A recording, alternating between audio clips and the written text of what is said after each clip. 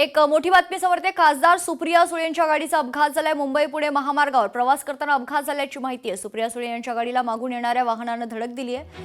या अपघातात सुप्रिया सुळे मात्र सुखरूप असल्याची माहिती। राज्याचे नेते अजितदादा पवार यांच्या विमान अपघातात जो काही षडयंत्र करून मृत्यू करण्यात आला, आमचं म्हणणं असं आहे की अजितदादांचा घातपात करण्यात आला।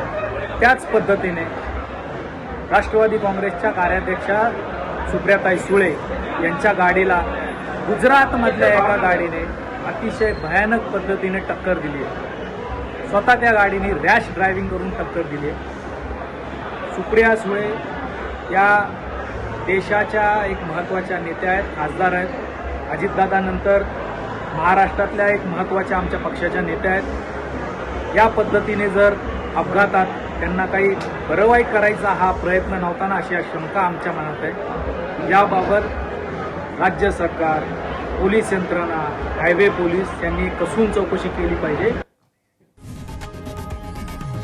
लोकशाही मराठी ऐका, पहा, जागरूक रहा।